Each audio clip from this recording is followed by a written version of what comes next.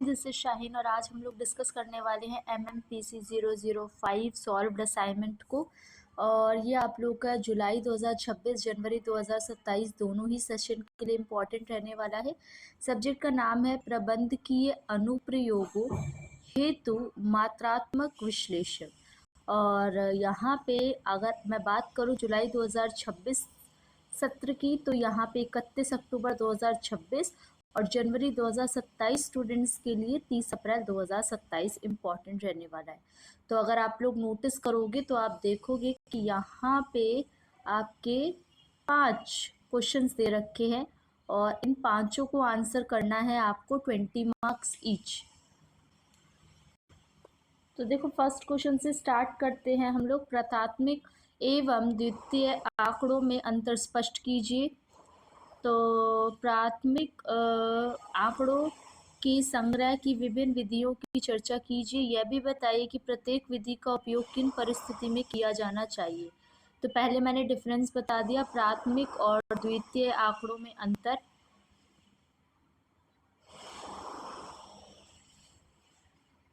आप चार्ट बना के दिखाओगे इसको बाकायदा। इसके अलावा प्राथमिक आंकड़ों के संग्रह की विधि, तो सबसे पहले होता है अवलोकन विधि।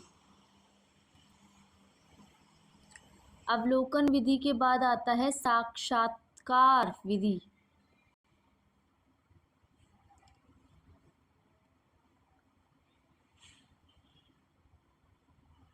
फिर आती है प्रश्नावली विधि।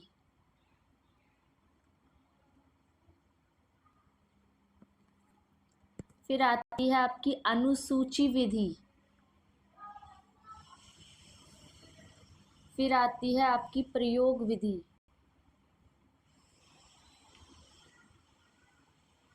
फिर आ जाएगा आपका निष्कर्ष।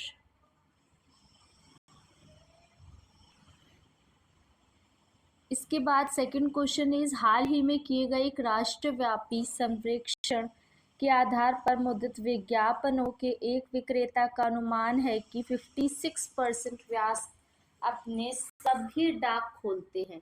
यदि यह दर अभी भी समान है तो 1000 व्यासकों के ऋद्धिज नमूनों में अपने सभी पत्र खोलने वालों की संख्या के लिए प्रायिकता ज्ञात कीजिए।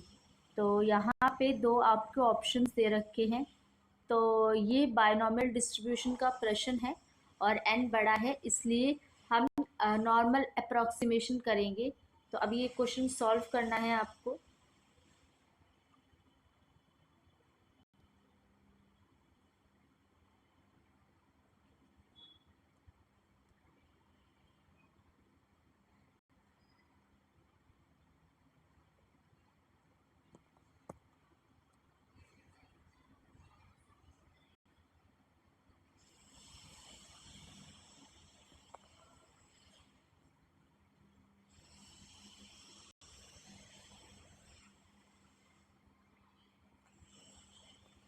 दो ऑप्शन दे रखे थे, दोनों को ही सॉल्व करना है।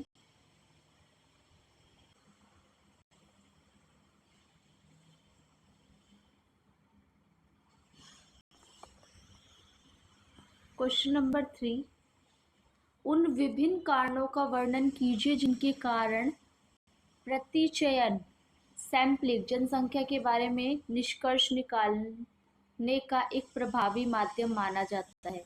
साथ ही प्रायिकता तथा अप्रायिकता प्रतिचयन के बीच प्रमुख अंतर स्पष्ट कीजिए।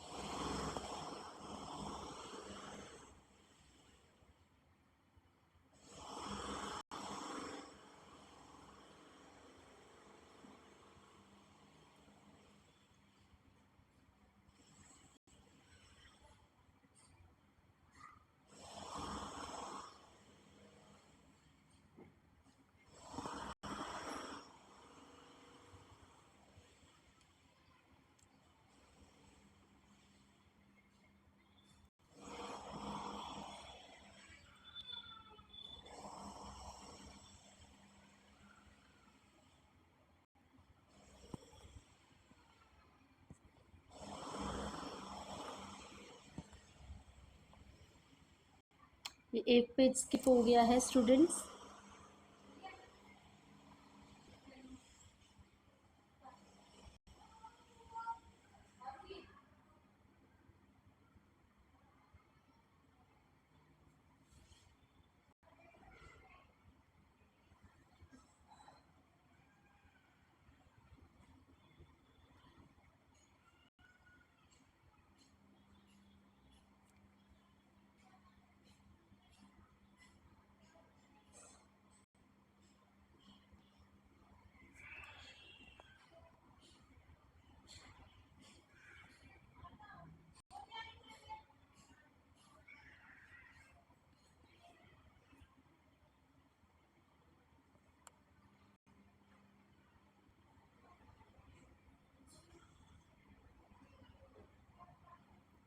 ये उदाहरण और फिर आगे आपका निष्कर्ष, और ये कंप्लीट हो गया है।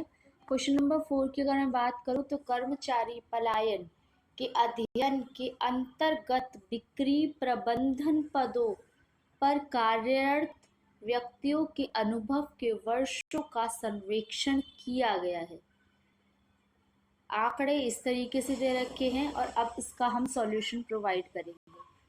तो यहाँ पे आपका पहले पुरुष के बारे में निकाल दिया गया है आंसर, फिर महिला के बारे में बताया गया है। स्टेप 1 के अंदर इनका डिफरेंस निकालना है। स्टेप 2 के अंदर स्टैंडर्ड एरर निकालना है। स्टेप 3 के अंदर आपको बताना है 95% ऑफ CI के लिए Z की जो वैल्यू है। स्टेप 4 के अंदर कॉन्फिडेंस इंटरवल को कैलकुलेट किया गया है और आपका लोअर लेवल अपर लेवल उसको बताया गया है। और फिर लास्ट में इसको बता दिया कि यहाँ पे जो डिफरेंस है या इसके अंदर क्या इंक्लूड करता है क्या इंक्लूड नहीं करता। क्वेश्चन नंबर 5 में निम्नलिखित में से किसी 3 पर संक्षिप्त टिप्पणी लिखिए। तो सबसे पहले है निर्णय वृक्ष पद्धति। ये एक ग्राफिकल उपकरण है जो विभिन्न निर्णयों और उनके परिणामों को शाखाओं के रूप में देखता है।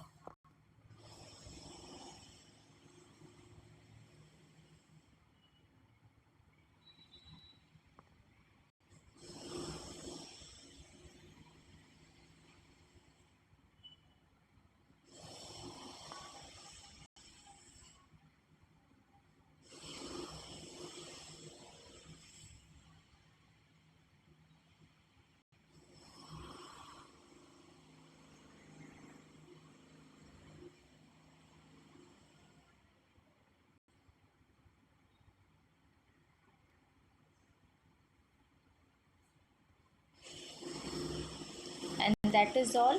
ठीक है, 3 पार्ट बोले थे, तीनों जस्टिफाई कर दिए हैं।